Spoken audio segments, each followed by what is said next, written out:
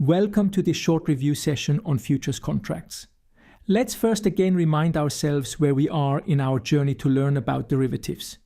In the previous review session, we discussed forward contracts. We saw that forwards are OTC contracts used to fix today the terms of a transaction that will take place in the future. We also discussed both the advantages and disadvantages of bilateral OTC agreements, including their flexibility, but also the counterparty risk and limited liquidity associated with customized contracts. Now we turn to futures contracts. Futures are essentially the exchange-traded equivalents of forward contracts. Economically, the two instruments are very similar. In both cases, the parties agree today on the price of a transaction that will take place in the future. However, the way they are traded, standardized, and settled differs substantially. Before we look at specific examples, let us briefly restate the main characteristics of futures contracts. Unlike forwards, futures contracts are highly standardized. The quality of the underlying asset, the contract size, and the delivery dates are predefined by the exchange.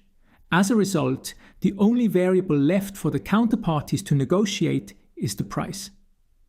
Because futures contracts are standardized and exchange-traded, they are also much easier to trade in and out of than OTC forward contracts.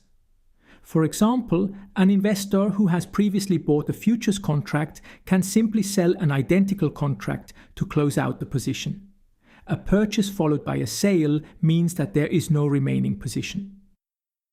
Another important difference is the way counterparty risk is managed. In a futures transaction, the clearing house of the exchange becomes the legal counterparty to both the buyer and the seller. As a result, market participants are no longer exposed directly to each other, but instead to the clearing house. This greatly reduces counterparty risk. In my schematic depiction, I have represented the market participants as black dots. These are the parties that economically trade with each other. Every buyer has a corresponding seller who entered into the trade at the same price, and vice versa. The exchange is represented by the red dot. The contracts are shown as blue straight lines. All lines have the same color because the contracts are standardized and therefore identical, apart from whether the participant is buying or selling. And all blue lines connect the counterparties to the exchange because the exchange is legally the counterparty to every futures contract. In addition to the exchange acting as the central counterparty, futures positions are marked to market on a daily basis. This means that profits and losses accumulated during the day are settled in cash at the end of each trading day. This cash settlement happens in the buyer and seller's account at the clearinghouse. This daily settlement process helps prevent large losses from building up over time and thus strengthens the financial stability of the clearinghouse. As a result, the exchange becomes a highly reliable counterparty for market participants. Let us now look at one of the world's most important futures contracts. The S&P 500 futures contract traded on the Chicago Mercantile Exchange, or CME. The underlying asset is the S&P 500 Equity Index, one of the world's most widely followed indicators of the US equity market. Economically, the contract works very much like a forward contract. At the trade date, the two parties agree on the S&P 500 index level at which the transaction will take place at maturity. As with all futures contracts, the specifications are fully standardized by the exchange. Let us now look at some of the key specifications of the S&P 500 E-mini futures contract. Futures prices are quoted in S&P 500 index points. The contract unit is defined as $50 times the level of the index. This means that every 1 point move in the index leads to a gain or loss of $50 per futures contract. For example, suppose you buy the futures contract today at an index level of 7,400. Assume that, at maturity, the S&P 500 index settles 100 points higher at 7,500. Your profit would then be 100 index points. Since each index point corresponds to $50, your total profit would be 100 times $50, or $5,000. Another important standardization imposed by the exchange is the minimum price fluctuation, often called the tick size. In the case of the S&P 500 E-mini futures contract, prices are only allowed to move in increments of 0.25 index points. In other words, prices such as 7,400.00, 7,400.25, or 7,400.50 are allowed, while prices such as 7,400.10 are not. Since each index point corresponds to $50, one tick of 0.25 index points corresponds to a gain or loss of $12.50 per contract. The contract is financially settled, meaning that no shares are delivered at maturity. Instead, gains and losses are settled in cash. Finally, market participants must post margin when entering into a futures position. This margin acts as collateral and helps ensure the financial integrity of the market. The margin requirement is about $25,000 per contract. Let us now look at another important futures contract, the WTI crude oil futures contract traded on the New York Mercantile Exchange, or NYMEX. The underlying asset is WTI crude oil. WTI stands for West Texas Intermediate and refers to a specific grade of light sweet crude oil that serves as one of the world's most important oil price benchmarks. Economically, the contract represents an agreement on the price at which light sweet crude oil will be delivered at maturity in Cushing, Oklahoma, in the United States. Let us now look at the key specifications of this contract. The contract unit is 1,000 barrels of crude oil. Futures prices are quoted in US dollars and cents per barrel. This means that if the oil price increases by $1 per barrel, the value of one futures contract changes by $1,000. The minimum price fluctuation, or tick size, is 1 cent per barrel. Since the contract represents 1,000 barrels, one tick corresponds to a gain or loss of $10 per contract. Unlike the S&P 500 futures contract that we discussed earlier, WTI crude oil futures are physically settled. This means that, at maturity, the seller is required to deliver crude oil and the buyer is required to take delivery in Cushing, Oklahoma. So, if you have bought a futures contract and do not want to take delivery of 1,000 barrels of oil, you should close out the position before maturity. The exchange also specifies which contract maturities are available for trading. WTI crude oil futures are listed monthly, with contracts available far into the future. Finally, market participants must post margin when entering into a futures position. For this contract, the margin requirement is approximately $10,000 per contract. We have now discussed the standardized specifications of futures contracts. As we have seen, once the exchange has standardized the contract terms, the main variable left for market participants to negotiate is the price. So let us now look at what the market has actually negotiated. Assume that we are in May 2026. Here we see the prices and trading activity of 3 different S&P 500 futures contracts traded on the CME. The June 2026 contract is trading at 7,435 index points, the September 2026 contract at 7,494, and the December 2026 contract at 7,556.5. Again, these are market prices. Prices that buyers and sellers in the market are agreeing on right now. Notice that the current market price structure is such that the further away the maturity of the contract, the higher the futures price. We will learn more about what drives this relationship in later modules. The table also shows the trading volume and open interest of each contract. Trading volume measures how many contracts changed hands during the trading day, while open interest measures the number of outstanding contracts that still exist in the market. Notice that trading activity is concentrated in the nearest contract, the June 2026 futures contract. This is very typical for futures markets, where liquidity is usually highest in the nearest maturities. It is particularly typical for equity index futures such as the S&P 500. In fact, the December 2026 contract already shows very little trading activity. In future modules, we will learn more about why this is the case. But now look again at the June contract. More than 1 million contracts have already traded today. That is what I call liquidity. With so many buyers and sellers in the market, you can buy or sell even a very large number of contracts quickly and easily.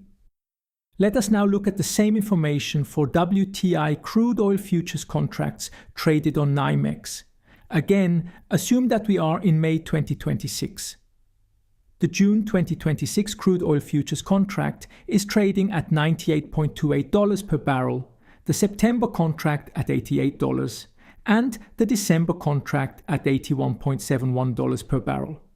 Notice that, in contrast to the S&P 500 futures market we discussed earlier, futures prices are lower for the more distant maturities. We will tell you more about what drives commodity futures in later modules. Notice also that, unlike the S&P 500 futures market, trading activity is not concentrated exclusively in the nearest maturity. The September and December contracts also show substantial trading activity and open interest. This is quite typical for commodity futures markets such as crude oil. Market participants often need exposure to specific future delivery months, which creates liquidity further out along the maturity spectrum. What you probably noticed in particular is that the June contract shows higher trading volume than open interest. What does that mean? Does it indicate a typo? Well, no. It simply means that many market participants closed their positions during the trading day. Investors who had previously bought contracts sold them, while investors who had previously sold contracts bought them back. The reason is that the June contract is close to maturity. Since this is a physically settled contract, market participants who do not want to deliver or take delivery of physical oil must close out their positions before maturity. If they still want to maintain exposure to oil prices, they can then establish an equivalent position in a later maturity, such as the September or December contract. And again, the trading activity is enormous.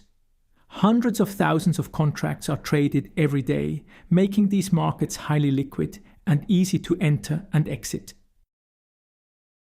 On the previous pages, when we looked at the S&P 500 index futures and the crude oil futures, I only showed you the quotes for the June, September, and December contracts. Of course, many more contract maturities are available for trading at any given point in time. S&P 500 futures are listed quarterly for several years into the future. This means that more than 20 different maturities may be available for trading at the same time. WTI crude oil futures are even more granular. They are listed monthly for many years into the future, resulting in well over 100 different contract maturities being available simultaneously. And each one of these contracts may trade at a slightly different price. To obtain a better overview of all these prices, market participants typically summarize them in a graph called a futures curve. Let me first show you the futures curve for the S&P 500 index futures market. The 21 red dots represent the 21 S&P 500 futures contracts that were open for trading on May 11th, 2026. On the horizontal axis, we show the maturity of the contracts. On the vertical axis, we show the current futures prices. Just to be very clear, What you see here are the futures prices observed at one particular point in time, in our example at the end of the trading day on May 11th, 2026. So a futures curve is essentially a snapshot of market prices at a given moment in time. For the S&P 500 futures market, the curve looks quite orderly. The price behavior we observed for the June, September, and December contracts extends to all maturities. The further away the maturity of the contract, the higher the futures price. The points also lie roughly on a straight line, meaning that contracts with maturities 3 months further out tend to trade around 60 to 80 index points higher than the previous maturity. Why equity index futures prices behave in such an orderly manner is something we will discuss in more detail in later review sessions. Now, let's compare this to the futures curve of the WTI crude oil contracts. At first sight, this curve also looks fairly orderly, and its general shape is easy to summarize. The further away the maturity of the contract, the lower the futures price.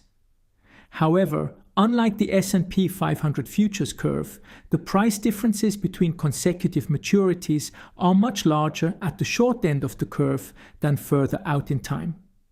In market parlance, we would say that the short end of the curve behaves differently from the long end.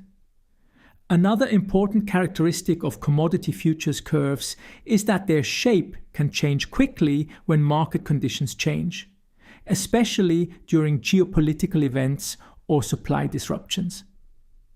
Commodity futures curves therefore contain a great deal of information about the current state of the market and market expectations about the future. In that sense, they are often much richer in information than equity index futures curves. But again, we will discuss these topics in much more detail in later review sessions. Finally, after these examples, let us briefly reiterate the 3 main phases in the life cycle of a futures contract: the trade, the daily marking to market process, and the final settlement. First, there is the trade date. This is the date on which you buy or sell the futures contract at a specific futures price. Economically, this is the price at which you agree to buy or sell the underlying asset at the contract's maturity. If you do not close out the position before maturity, the contract reaches its final settlement day. Depending on the type of futures contract, settlement may either occur through cash settlement or through physical delivery of the underlying asset. After final settlement, the contract ceases to exist and both parties have fulfilled their obligations. However, between the trade date and the final settlement day, both parties remain legally bound by the contract. Remember that the exchange is the guarantor of all trades. To manage the associated counterparty risk, the exchange operates a daily margining process. First, when entering into the trade, market participants must post initial margin. As we have seen, this may amount to roughly $25,000 per contract for S&P 500 futures and around $10,000 for crude oil futures. The positions are then revalued at the end of every trading day in a process known as marking to market. Any profits or losses generated during the day are settled immediately in cash. If your position has increased in value, the profit is credited to your margin account.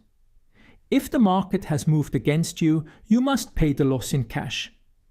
These daily cash flows are called variation margins.